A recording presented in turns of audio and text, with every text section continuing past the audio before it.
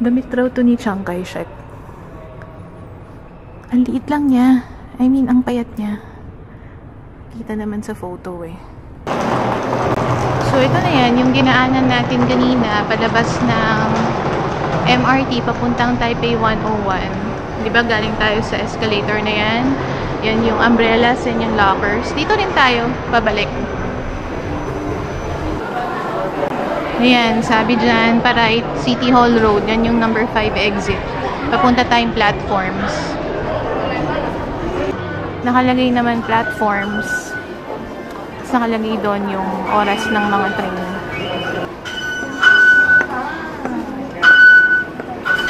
Platforms dito raw sa kaliwa. So, punta tayo dyan.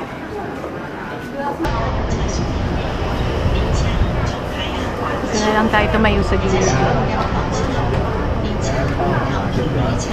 Exit 1, 2, 3, 4, 5, 6, 7. So, dito lang tayo sa Chiang Kai-shek Memorial Hall. Exit 5. Huwag kayong bababa dyan. Sabi dyan, papuntang trains yan. Tara, lakad pa tayo papuntang exit 5.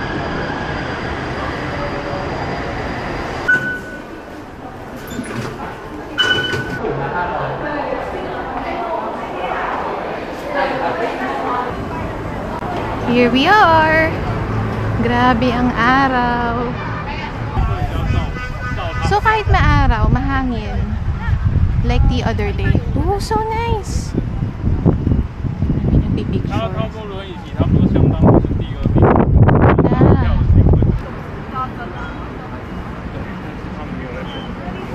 Sarap siguro dito pag autumn and winter season. May winter ba sila?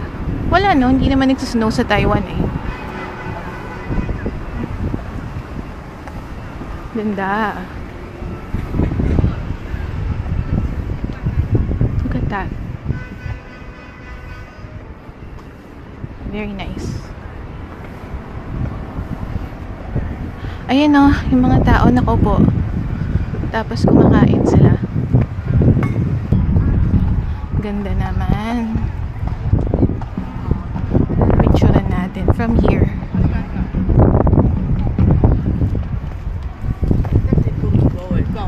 Tingnan nyo yung ano, pagka-carve. Pina-carve ba yan or may template sila? Sarap ng hangin. Nakikita ba sa camera yung ano? Yan o, parang kahoy yung ceiling. Tapos may carved siya eh, carved and painted. Tapos yan may mga gold. Carved din siya. Ang ganda.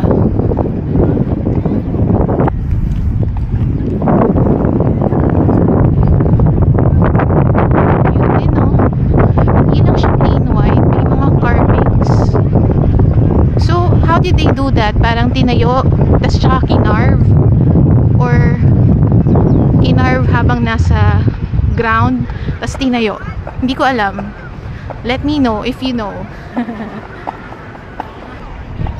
Ayan na yung Chiang Kai-shek Memorial Hall. Nakapasok na rin ako dyan dati. So yun ba yung National Theater? Nakalimutan ko na kung ito yung National Theater. Ah, yan. National Theater. Sabi dyan. Ano yan? Kalimutan ko.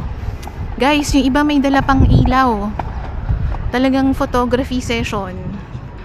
Look at that. Yung nilalakaran mo. Pinag-isipan rin yung pattern. At least kahit maaraw, mahangin naman, 'di ba? Yan yung mga bata, nagsa-scooter sila. Sarap naman dito. Sana may dala akong chicha. Sana bumili na ako ng ice cream. No? Ay. Oh well. Busog naman na ako. So, wag na magreklamo, Yuri. Okay, bibigyan ko kayo ng info Since nag-aral ako sa Chinese school dati, meron akong a little bit of background about Taiwan history. Okay, nung unang panahon, history teacher yan.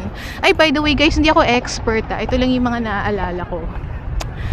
So, many years ago, centuries ago, itong Taiwan is really part of China. Okay? Pero, nung natapos na yung mga dynasties, yung mga emperors, nagkaroon ng issues, parang civil war. Instead of emperors, nagkaroon ng warlords. So parang bawat provinces, bawat towns, may mga iba-iba silang warlords. Hindi na sila nagkasundo. Kumbaga hindi na siya unified. So ang nangyari, si Sun Yat-sen, he became the leader of the Nationalist Party. So gusto niyang talunin yung mga warlords para i-unify ulit yung China.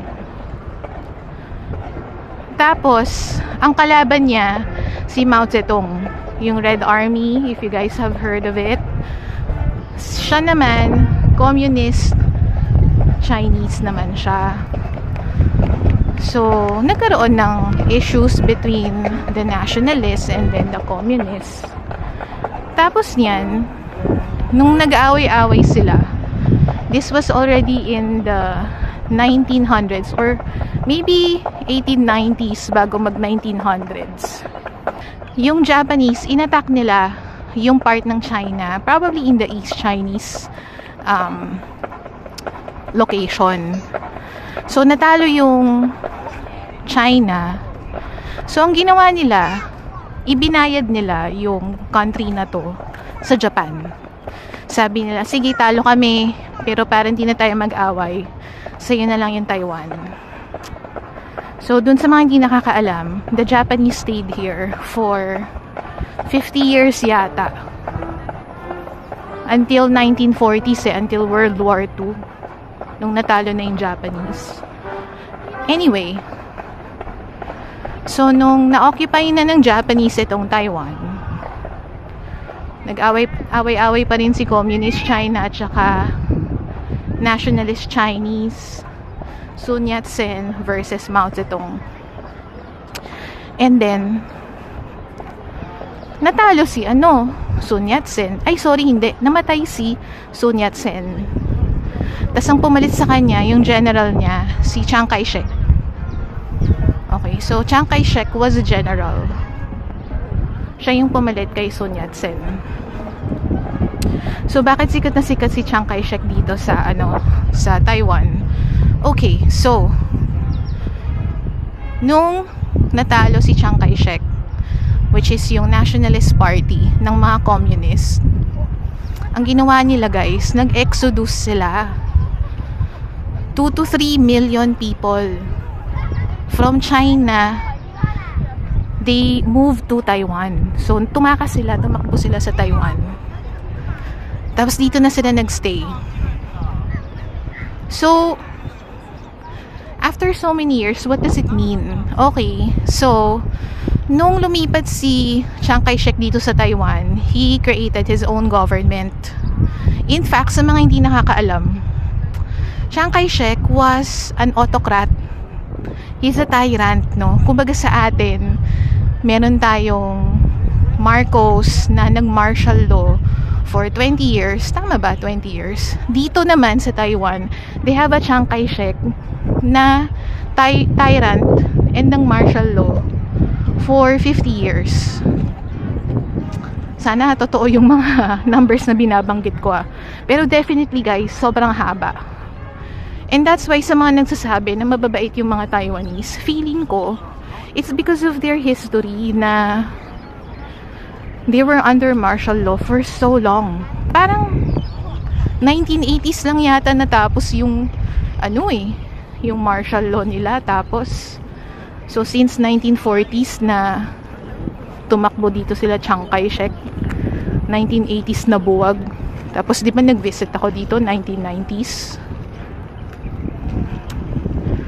So yun, sikat si Chiang Kai-shek dito because he was the ruler for so many years. And ang current situation dito sa Taiwan? There are 3 kinds of paniniwala or politics, no? The first type of Taiwanese wants the status quo. Bakit? Sa mga nababalitaan nyo, China is telling Taiwan na you have to come back, you are part of China.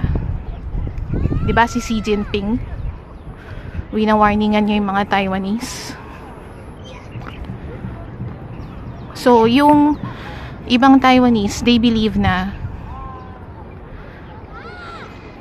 they don't have to unify with China. Yung status quo, meaning kung ano yung meron ngayon, Taiwan is its own sovereign country, China is its own country. They're like, let's not change anything because wala namang nangyayaring masama. Tapos niyan, second kind of Taiwanese naman, they believe na Taiwan belongs to China. Naniniwala sila sa, teka lang, picturean ko to. Distracted, no?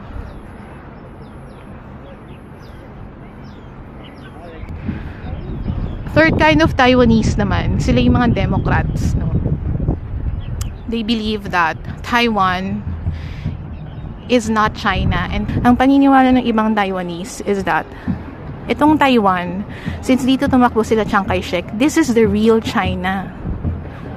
Kasi nga, para sa kanila, yung communist China is not the real Chinese government. Kaya mapapansin nyo ang airline or ang flagship airline ng Taiwan is called China Airlines. It doesn't belong to China. Di ba tayo may Philippine Airlines tayo? Yun yung flag carrier natin.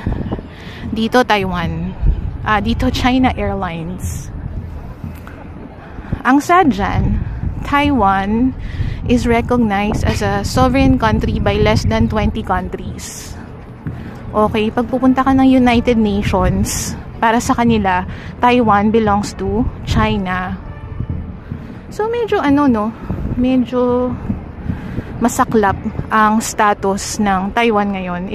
Yun ang situation ng Taiwan, no?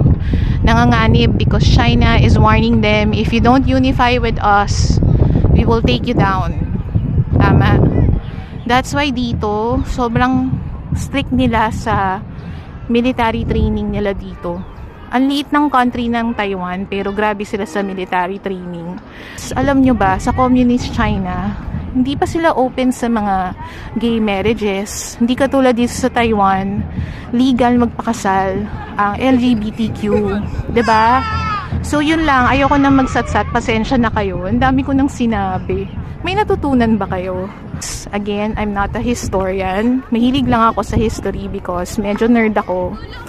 Ako yung tipo ng tao na pag nagpupunta ng museum, I would read yung mga nakalagay, yung mga yan. Babasahin ko yan para malaman ko kung anong meron dyan. So, that's the type of person I am. And kung talagang interested kayo about the history of Taiwan, the political situation in Taiwan, I'm sure marami kayong resources na mahahanap online. It's nice also to recognize or to know about the country that you're visiting, diba? So, respect their culture, respect their ways. Tapos, syempre, dapat galangin mo yung mga taong nandito. Diba? Huwag mong i-impose yung gusto mo. Ngayon, pinag-iisipan ko kung aakyat ba ako dyan. Dahil nandito na rin ako, I might. Tingnan nyo to guys. Itong puti na yan. Carved din yan eh. May carving din yan. Parang clouds.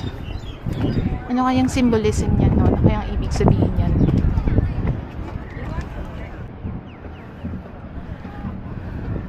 Kaya hindi ako nag-Elephant Mountain eh. Ay, maraming tao. I cannot see. At umaambon. Umaambon na nga.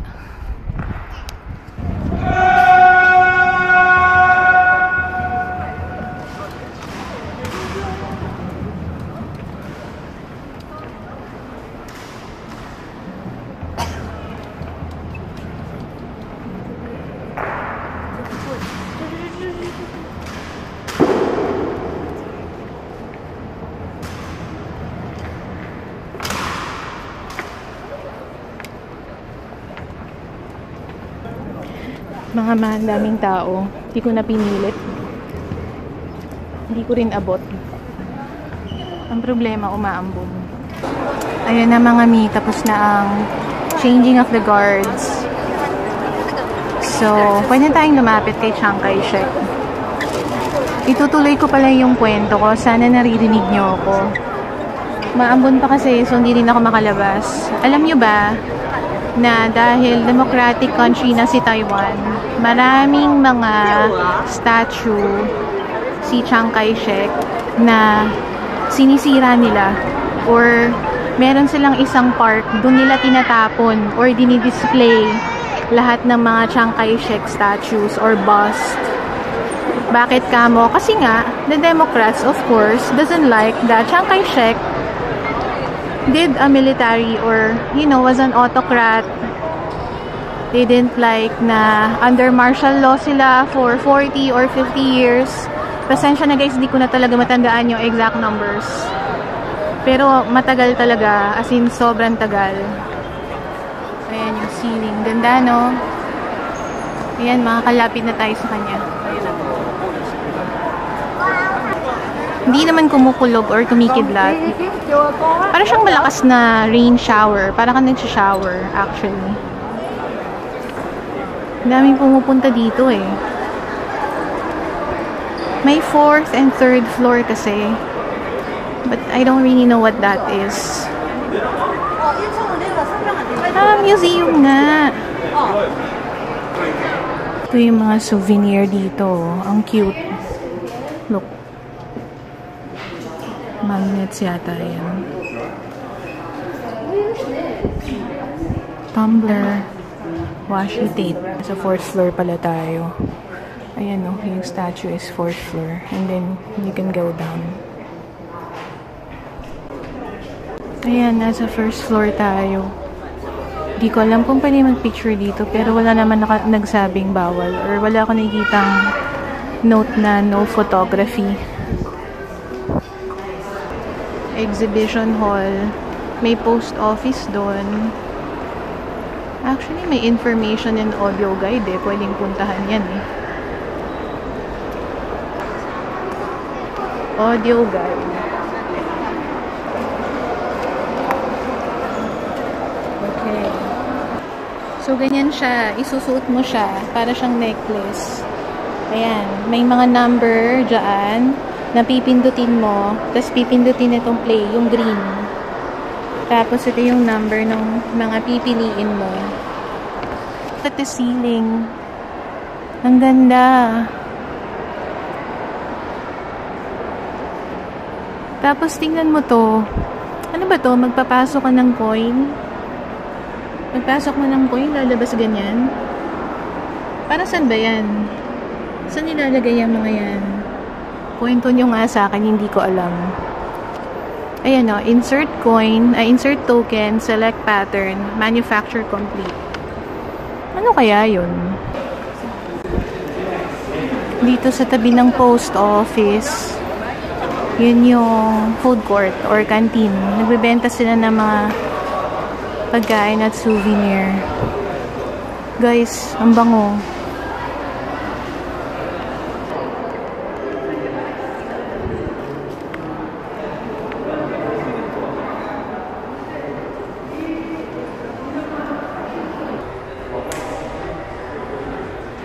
Yan, nandito tayo ngayon sa museum.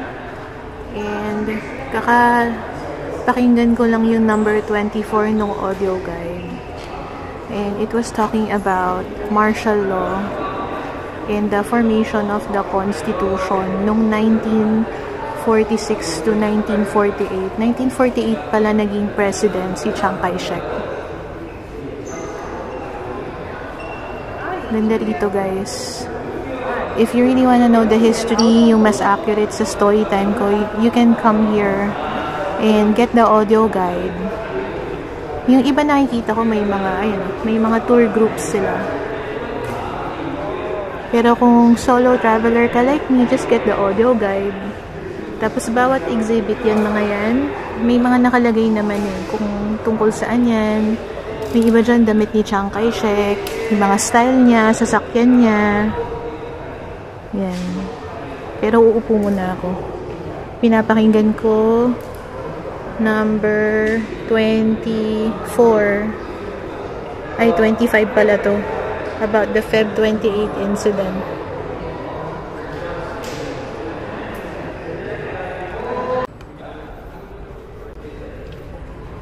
So, itong exhibit na to, Chiang Kai-shek is signing the Treaty of Peace between the Republic of China and Japan. Remember, Taiwan is also called ROC, Republic of China, which is different from the Communist China government, ha. So, sabi dun sa audio guide na ano ang nangyari pala nun nung binalik na ng Japan, kung nasusundan niya yung kwento ko. Nung binalik na nung Japan yung Taiwan, dahil natapos na yung war, grinant na nila ng sovereignty si Taiwan. They did not specify kung yung sovereignty ba ng Taiwan is sovereignty as an independent nation or kung formally siya binabalik sa China. So that was a very important event, kasi doon din nagsimula yung yung parang thought na we don't have to be returned to China because we are our own country, parang ganun. So doon daw nagsimula yun. Ganun pala yun. Tahimik na guys kasi wala na yung mga nagtutour group, at saka siguro tapos na yung ulan. Ganda rito, ayun tapos tingnan nyo to. Damit raw to ni Chiang Kai-shek. Ang liit lang niya. I mean, ang payat niya. Kita naman sa photo eh. Ayan o. Simple lang yung mga damit niya. Made in India. Ito pa. Ito raw yung formal dress niya. He's a small person, no? Gloves. Mga sapatos niya. Ito yung mga ginamit niyang items. Ano yun? Number 4. A desk lamp that Chiang used.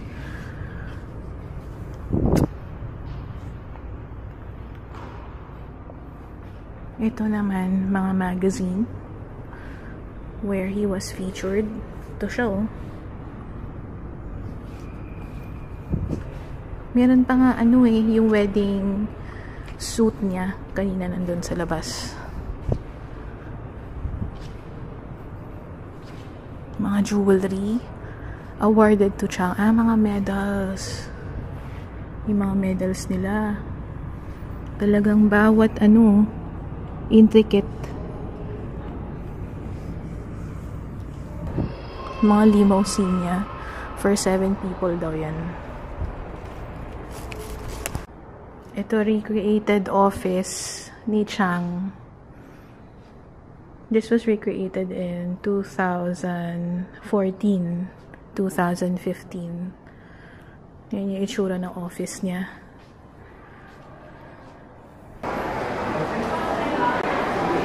OMG mga ma, jumujulan pa rin. It's still raining. At this point, I'm thinking of just buying an umbrella. Gusto ko kasi magpahinga muna para mamayang gabi mag-night market tayo. Ayan, payong. Kano ba yung payong na yan? Diyos ko, kamahal. $390. Yung maliit. $390. $590. $790. My gosh, kamahal. Itong maliit lang, pwede na pagkakasya ko lang ang ulo ko. Ang cute naman ng mga souvenir, oh. Ganda. Ganda naman. Look at that. So nice. Anong tawag sa ganito? Snow globe. Ay, don't touch nga pala. Engot. Sorry. Mga Lego. Gusto ni Brian. Ivory kaya yan. Or marble. Ganda naman. Ito jade, oh. Tingnan niyo naman gaano kamahal. Oh, sorry. Sorry. OMG mga man, napagalitan na naman ako. Hindi ko napansin na may nakalagay pala dun sa particular shelf na yun na no photography.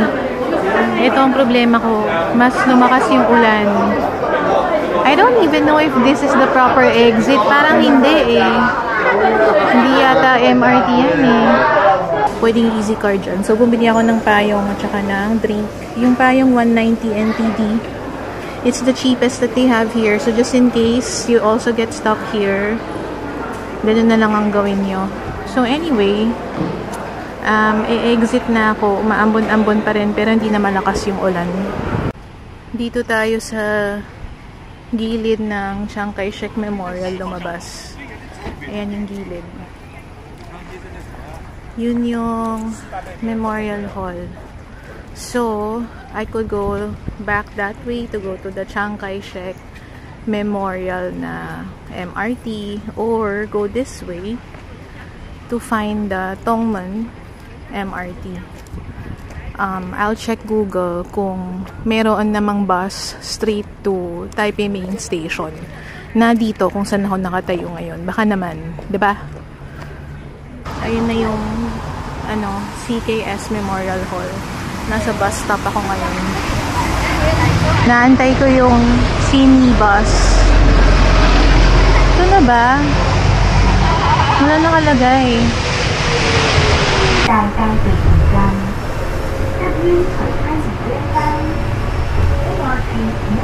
Tapat ng Taiwan Youth Hostel. Ayan na siya.